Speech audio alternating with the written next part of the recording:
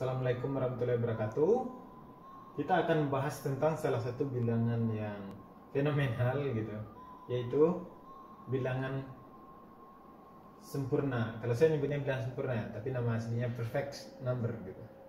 Perfect number, karena ini nama harusnya saya nyebutnya perfect number saja ya. Perfect numbers. Jadi kalau kita bahasa Indonesia kan artinya bilangan sempurna gitu. Ya, pertama kita lihat dari mana sih munculnya namanya bilangan sempurna gitu. Kenapa bilangan sempurna gitu ya? Itu semenjak dari Yunani kuno, yaitu Pitagoras. Yang di sini kepercayaan bangsa Yunani kuno itu mengatakan bilangan ini mempunyai kekuatan mistik. Ya, oke. Kemudian bilangan sempurna yang pertama kali itu yaitu 6 gitu ya. 6 bilangan sempurna. Gitu. Kemudian ada juga kepercayaan bahwasanya mengatakan Tuhan menciptakan dunia dalam 6 hari. Karena itu 6 ini dianggap sebagai bilangan sempurna. Tapi beberapa orang lainnya juga membantah, katanya 6 itu sempurna ya karena dia memang sempurna gitu. Tidak ada hubungannya dengan penciptaan dunia 6 hari gitu. Berarti 6 sempurna dengan dirinya sendiri gitu ya. Oke.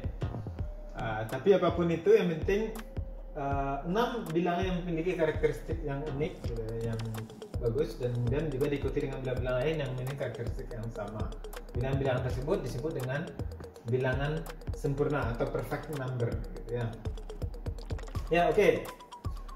Kenapa 6 dikatakan unik? Sekarang perhatikan. 6 dapat kita tulis sebagai 1 ditambah 2 tambah 3 gitu. Unik kan? 6 itu jumlah 3 bilangan asli pertama gitu. Ternyata 3 bilangan asli pertama itu adalah faktor positif sejati dari 6 gitu. Jadi 6 sama dengan jumlah dari faktor positif sejatinya. Faktor dari 6 kan 1, 2, 3, 6. Nah, kalau kita keluarkan 6 nya 1, 2, 3 saja kan yang sejati. 1 tambah 2 tambah 3 sama dengan 6 gitu. Ya, oke. Kemudian lagi bilangan yang memiliki karakteristik ini katanya sih 28 gitu ya. Kenapa 28? Kita lihat 28 berapa aja sih faktor dari 28, faktor sejatinya saja ya. 1, 2, 4, berapa lagi? 7, 14. Oke.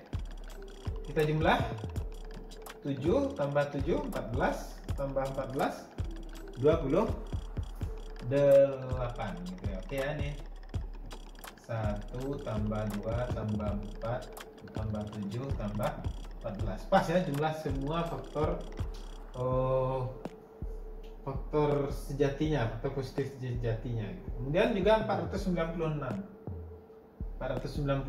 itu faktornya berapa saja? Yang jelas dulu 1 tambah 2 tambah, ya kita lihat aja ya faktor dari 496 berapa saja. 496 kalau kita bagi 2, 248 kita bagi 2, 124 kita bagi 2, 62 kita bagi 2, 31. Ada 31 ya.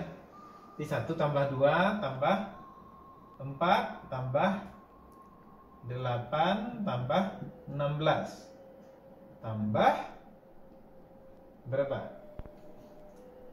31 ya. 31. Tambah berapa lagi? Tambah 8 kali 62 tambah 124 tambah 248. Oke, silakan dijumlahkan sendiri ya.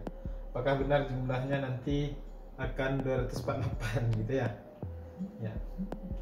Sebenarnya sederhana juga ya jumlahnya ini 3, 7, 15, 31, 62, 124, 248, 248, 96. Oke ya. Menjumlahnya pun enak ya. Berarti memang wajar dibilang bilangan sempurna gitu. Ya, kemudian 4 bilangan sempurna pertama itu ditemukan oleh Nicomacheus. Enggak tahu sih cara baca yang benar gitu. Nicomacheus.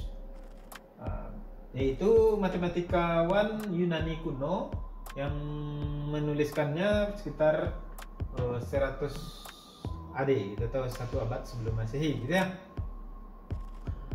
Saya katakan 4, tapi di sini kan ada 3 ya. Sebenarnya ada satu lagi, yaitu di sini 8128. Ini juga dia yang menemukan, gitu ya. Ya, kemudian kalau kita bicarakan ini lebih lanjut, satu bilangan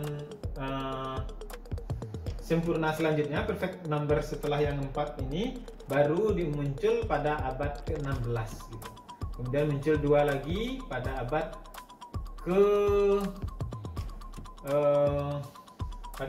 ke-16 juga gitu. Kemudian yang ke-8 ditemukan oleh Euler pada abad ke-18 gitu. Oke ya. Jadi wajar sih kalau tahun-tahun segitu orang susah mencarinya, karena pada waktu itu belum ada alat bantu hitung yang cukup cepat ya.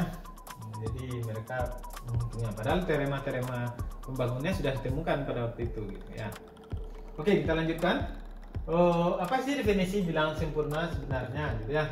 Kalau kita tuliskan secara formal, definisi dari bilangan sempurna: suatu bilangan bulat positif n dikatakan sempurna atau dikatakan bilangan sempurna atau perfect numbers jika jumlah faktor positif sejatinya adalah n.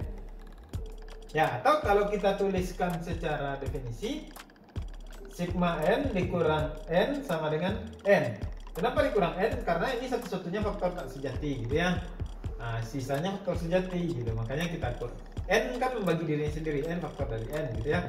Tapi dia bukan faktor sejati. Karena itu kita keluarkan faktor yang tak sejati. Nah, sigma n dikurang n sama dengan n. Atau bisa kita sederhanakan jadi sigma n sama dengan 2n ya. Oke. Itu definisi bilangan sempurna. Sekarang kita lihat beberapa bilangan sempurna yang telah ditemukan gitu. Yang pertama yaitu 6.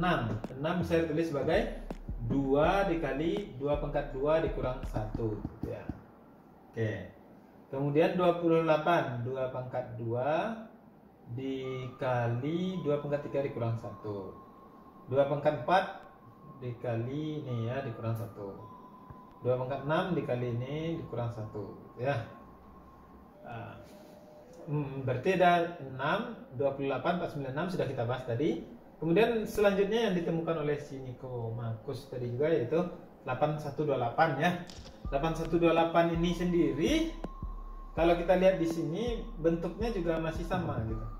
Tapi lihat pola selanjutnya yang ini pangkatnya langsung 12. Ya. Padahal di sini awalnya berurutan pangkat 1, 2, 4, 6. Kalau kita 8. Tapi kenapa 8 tidak? Kenapa 9 tidak gitu ya? Jadi tanda tanya gitu. Polanya kayak rusak di sini. Ini yang pertama ya. Jadi diantara ini dengan ini nggak ada lagi bilang perfect gitu. Dasarnya seperti itu ya. Jadi ya bagaimana sih ini? Kenapa bisa seperti itu gitu? Coba kita teliti ya. Kita teliti sedikit tentang ini gitu. Kenapa yang ini saja gitu ya? Kita lihat 2 pangkat 2 dikurang 1 itu sama dengan 3 ya. Oke. 2 pangkat 3 dikurang 1 sama dengan 7. 2 pangkat 5 dikurang 1 sama dengan 31. Kemudian 2 pangkat 7 dikurang 1 sama dengan 2 pangkat 7 128 ya, 127. Ya. Kalau kita cek ini bilangan prima ya. Ini prima. Ini juga. Ini juga. Oke. Ya, kalau kita lihat kan polanya kan ini di sini kayak 2, 4, 6, kenapa 8 tidak gitu. Kita cek ya. Apakah 2 pangkat 9 dikurang 1 itu bilangan prima gitu ya. 2 pangkat 9 dikurang 1 itu sama dengan berapa? 128 511 ya. Ya. 511 habis dibagi berapa? 7 ya? Bisa bagi 7. Coba kita cek. Kalau kita bagi 7 dibagi 7 51 49 21 73. Oke ya. Berarti ini tidak prima. Ya. kita prediksi penyebab kerusakan polanya ini karena ini mungkin ya. Yang awal 4 yang awal ini dia prima semua. Sampai sini dia tidak prima, gitu ya. Oke. Ya. Di sini kan ada bolong juga, ini 1, 2, kenapa 3 tidak, gitu ya.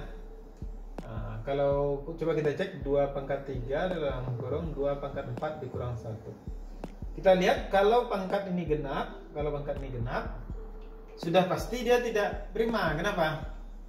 Karena kan kita bisa nulis 2 pangkat 2n dikurang 1 itu bisa kita tulis sebagai 2 pangkat n dikurang 1 dikali 2 pangkat n tambah 1. Jadi kalau yang di sini genap dia sudah pasti tidak prima gitu.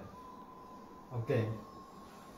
Ya, berarti prediksi kita kalau pola ini terjaga untuk yang di sini prima, yang bagian ini prima, kemungkinan benar ya. Kita lihat ya, ini sesuai dengan teorema Euclid. Ya, selanjutnya kita bahas ya. Oke. Nah, untuk membahas lebih lanjut tentang bilangan sempurna, kita bahas 2 teorema berikut. Sebenarnya ini bukan teorema Euler dan teorema Euclid ya namanya. Ini bukan namanya. Ini cuma teorema yang dinyatakan oleh Euclid. Kalau ini adalah teorema yang dinyatakan oleh Euler.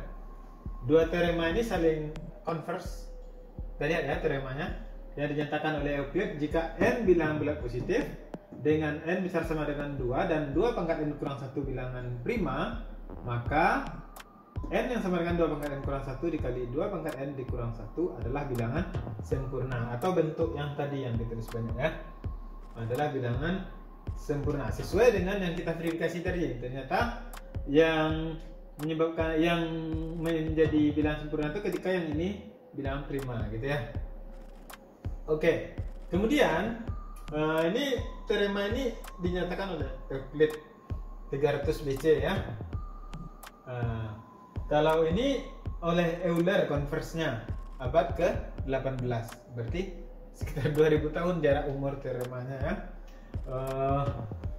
Ya, yang Euler itu kebalikannya. Jika n yang sama dengan 2 pangkat n kurang 1 dikali 2 pangkat n dikurang 1 adalah bilangan sempurna, maka 2 pangkat n dikurang 1 adalah bilangan prima gitu.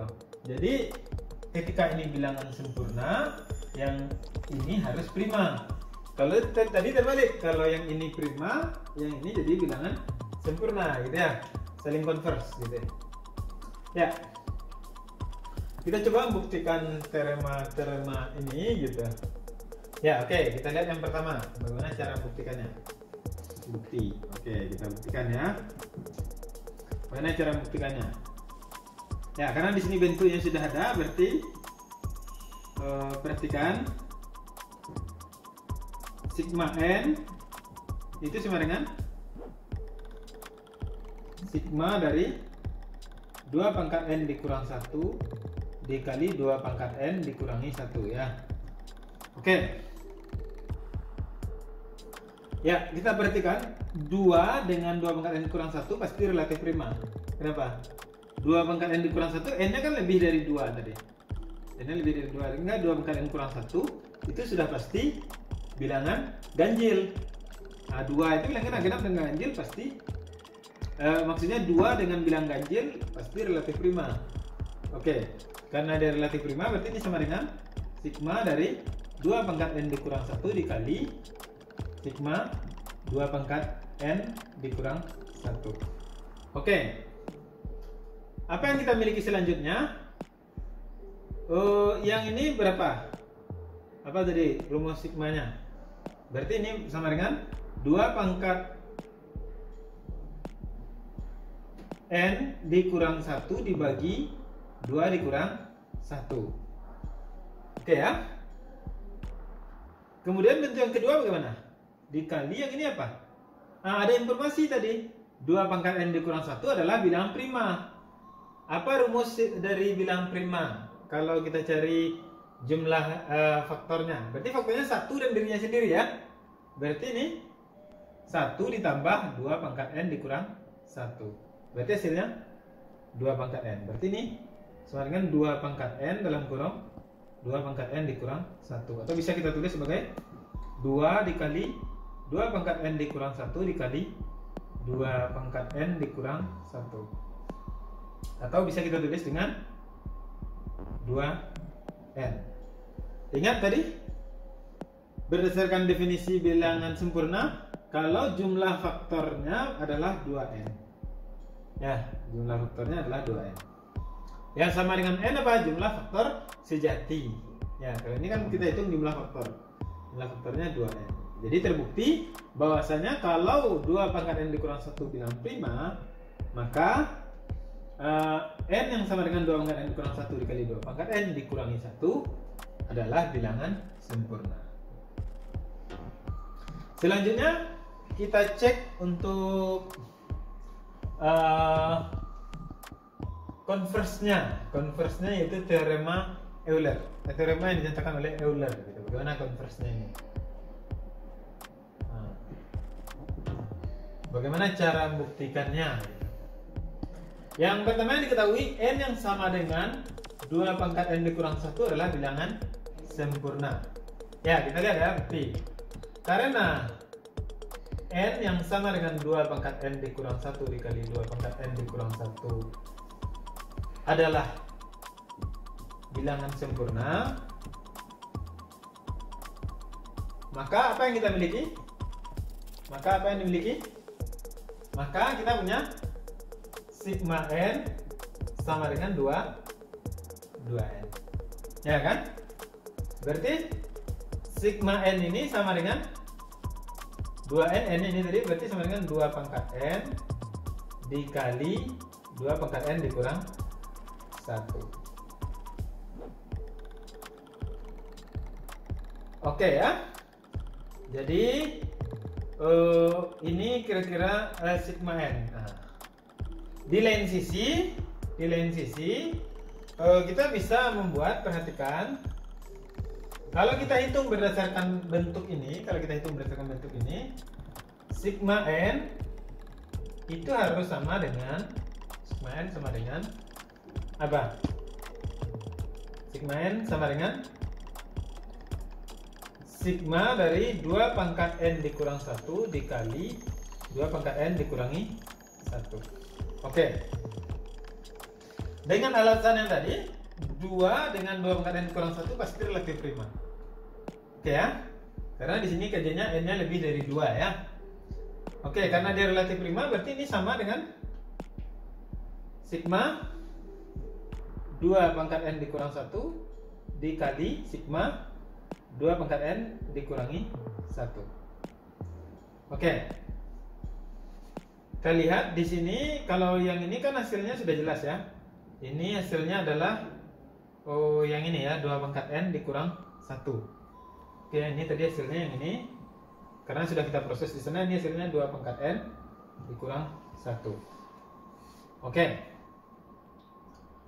Kira-kira apa yang akan kita lakukan selanjutnya? Kita mempunyai 2 bentuk sigma di sini, 2 bentuk sigma gitu. Jadi apa yang kita lakukan selanjutnya? Kita tinggal menyamakannya ya, sehingga 2 pangkat n dalam kurung 2 pangkat n dikurang 1 itu sama saja dengan 2 pangkat n dikurang 1 dikali sigma 2 pangkat n dikurang 1. Oke? 2 pangkat n dikali 2 pangkat n dikurang 1. Nah, itu yang ini tadi. Ini 2 pangkat n dikurang 1. Oke. Jadi dari sini kita punya jika sigma dari 2 pangkat n dikurang 1 sama dengan 2 pangkat n. Ya enggak? Kan bisa kita coret ya ini ya. Oke. Apa artinya? Berarti sigma 2 pangkat n dikurang 1 sama dengan 2 pangkat n dikurang 1 tambah 1. Apa maknanya ini? Berarti faktor dari sigma n sama dengan 1 tambah n. Berarti faktornya cuma 1 dan dirinya sendiri. Ya. Akibat faktor dari 2 pangkat n dikurang 1 adalah 1 dan dirinya. Jadi 2 pangkat n dikurang 1 adalah bilangan prima. Oke ya, terbukti ya. Ya. Oke, selanjutnya apa yang aneh dari yang kita kerjakan ini dari tadi? Ya, kita mendapatkan bentuk bilangan sempurna itu 2 pangkat n dikurang 1 dikali 2 pangkat n dikurang 1 untuk n yang lebih dari 2, besar sama 2 ya. Kalau n besar sama 2 berarti semua hasilnya adalah bilangan benar. Jadi bilangan-bilangan sempurna yang ditemukan hingga saat ini adalah bilangan sempurna benar. Jadi bagaimana dengan bilangan sempurna ganjil gitu? Bagaimana dengan bilangan sempurna ganjil gitu? Ya. Oke, bagaimana dengan bilangan sempurna ganjil gitu? Ya, itu masih menjadi salah satu masalah yang belum terselesaikan dalam matematika.